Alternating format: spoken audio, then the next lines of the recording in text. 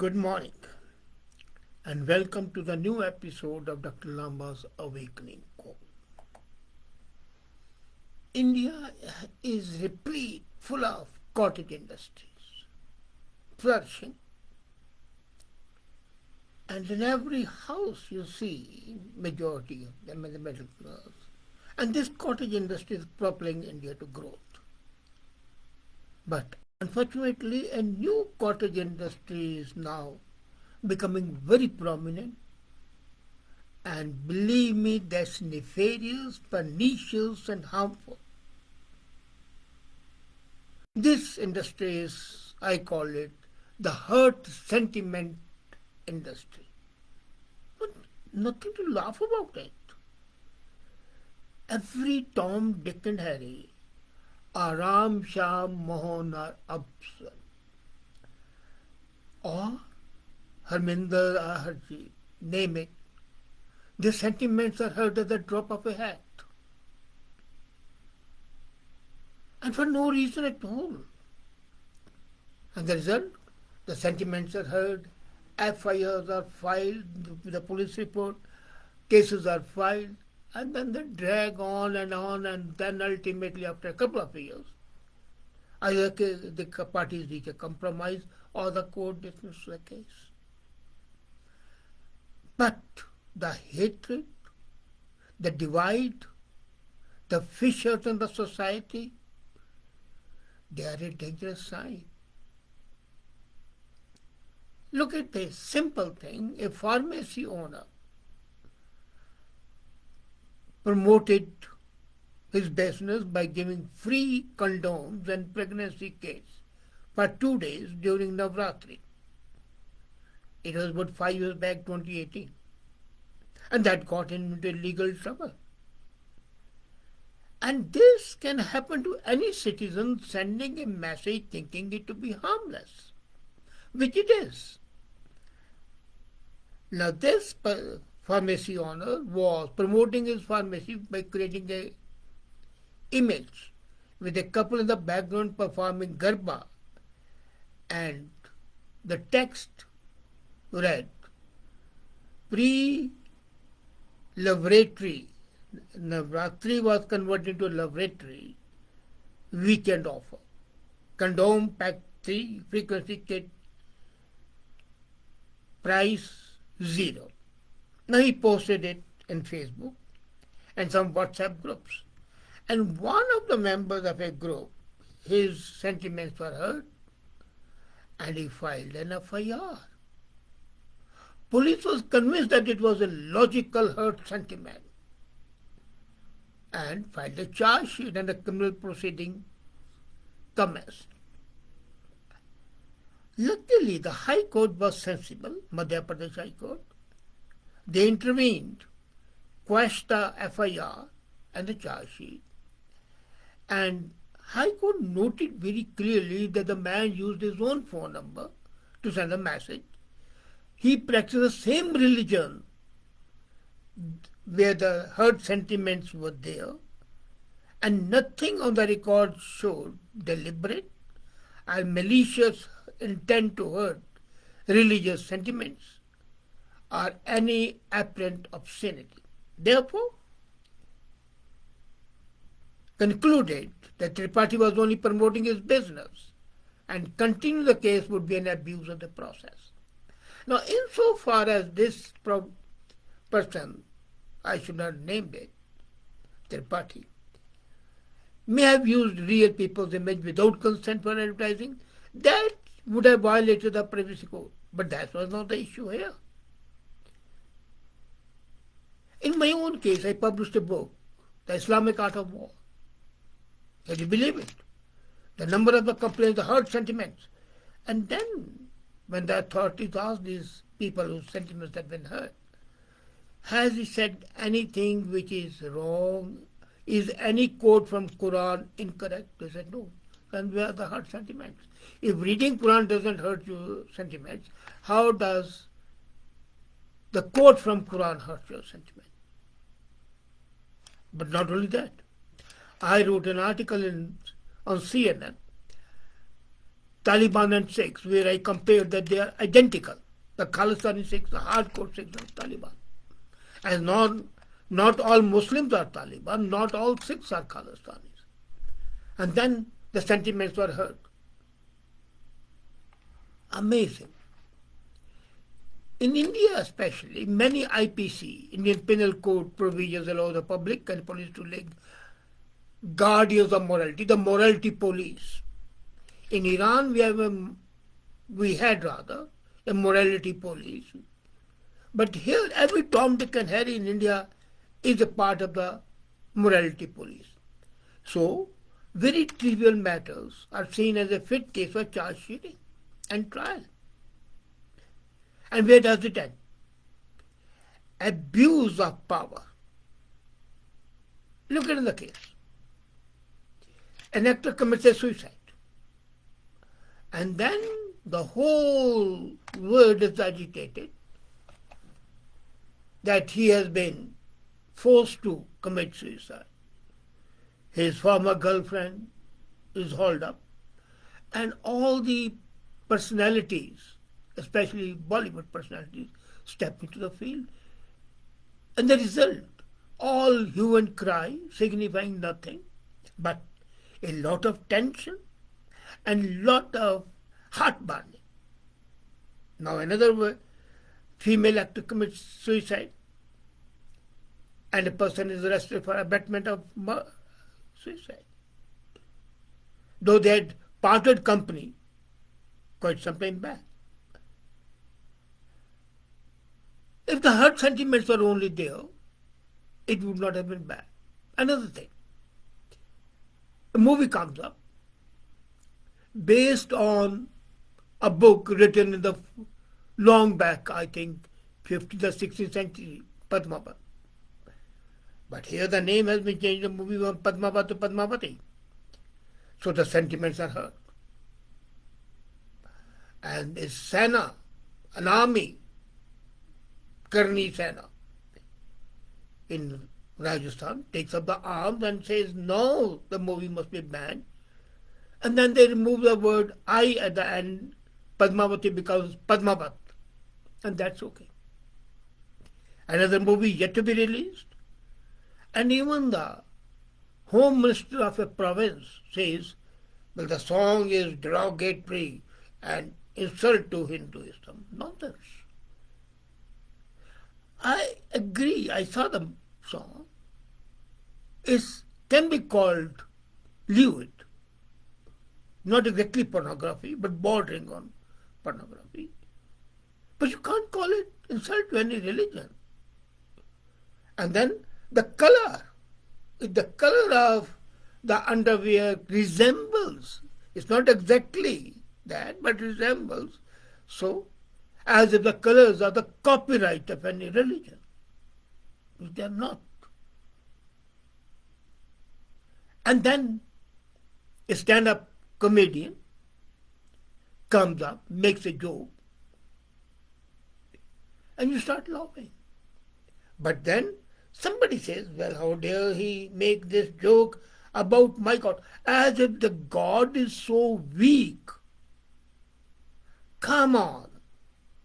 Your gods are capable of taking care of themselves. They don't need puny people like you to protect them. The sentiments, as I said, are heard at the drop of a hat. As a matter of fact, very trivial matters have been seen as fit case for charge sheeting and for trial. And I marvel at those magistrates, those judges who listen to those cases. Why can't they tell the investigation officer to shut up and get lost? Why so? Yes, if somebody is causing problem, his actions are pernicious and harmful to the country, to the nation, the person must be stopped. For example, there was a carol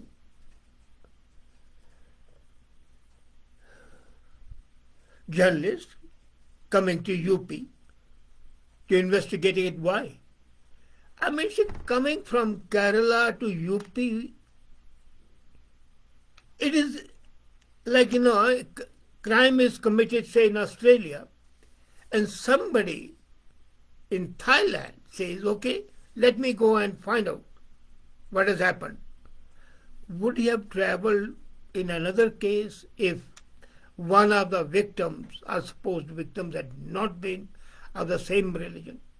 Was it not an attack or attempt to communalize the incident? But that's what happens. This is uncalled for and needs use of the brain by the judiciary. The judicial officer, the magistrate, or the judge should, as soon as he looks at it, throw the case in the garbage bag. They are so trivial. They must promptly stag on such first information reports and tell the police that it's not. Otherwise, what's going to happen? You sneeze, and somebody says, well, this sneeze is hurting me because I can catch that cold, which you can. That is the real danger, but nobody bothers about that. If you travel from Bombay to Delhi, the first 60 kilometers from Bombay on the railway track, the stench is so bad that hurts. But nobody files a case against those people using the railway track as a toilet. Doesn't anybody do it? There the sentiments and the hygiene is not hurt. But somebody singing a song wearing a shade of color which you hold to be sacrosanct hurts your sentiments. And not only that, not only your sentiments are hurt, okay, if your sentiments are hurt, go have a glass of water and pipe down. Unfortunately, a corollary to this is that the gods we seek to protect are made to appear weak, puerile, and impotent. The omnipresent, omnipotent, omniscient God seems to be an impotent, useless, coward, unable to protect himself or herself.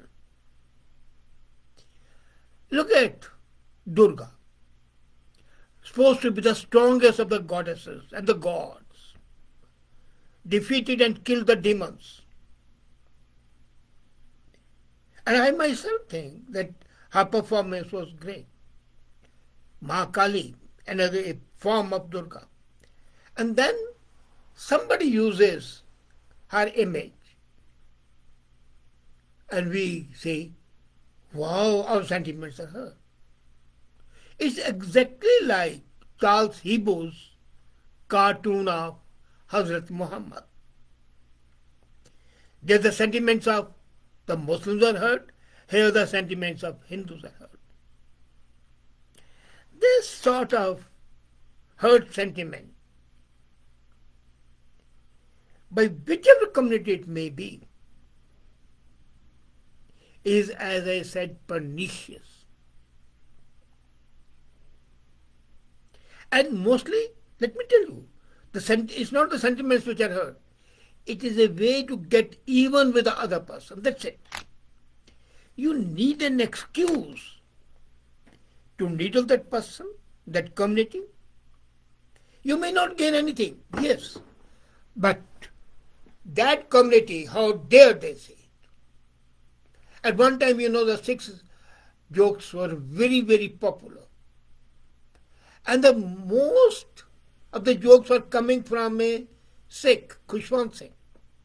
He is the fountainhead of Sikh jokes. He was. I was sitting with him one day. We were having our daily quota of whiskey, and then I said, Khushwant, you are so elder to me. I admire you as Hundreds and thousands of people admire you. But why do you make jokes of sex? He said, look here. And he used to call me Raja Sahab. Look here, Raja Sahab. What happens is that this shows that we have the capability to take up jokes. Any community, any person who cannot take up a joke is not fit to be deemed a person having some empathy. Taking up jokes is absorbing them, enjoying them, rather than being intolerant. The Santa Banta jokes were originated from there. But what has happened to India now? It used to be a very, very tolerant society. And that tolerance is missing.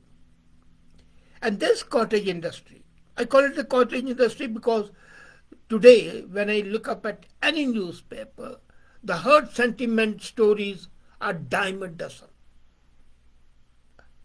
But as other cottage industries are productive, useful, and a boon to the country, this cottage industry is a bane, a burden. It's a pernicious epidemic which is spreading. And amazingly, neither the government nor the judiciary is taking any notice of it.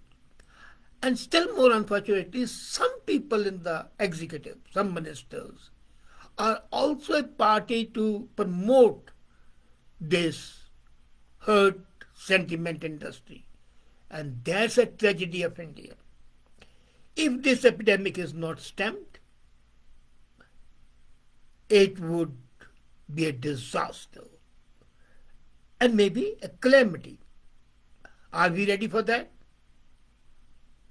I hope senior councils prevail. You might think it to be unimportant. No. When anything happens which creates a divide, which causes heartburn, which causes innocent actions to result in persecution, then that is the real tragedy. And that leads to authoritarianism, death of your rights, and ultimately you yourself, your sentiments are hurt, they would suffer. As the Germans suffered when their sentiments were hurt by the Jewish.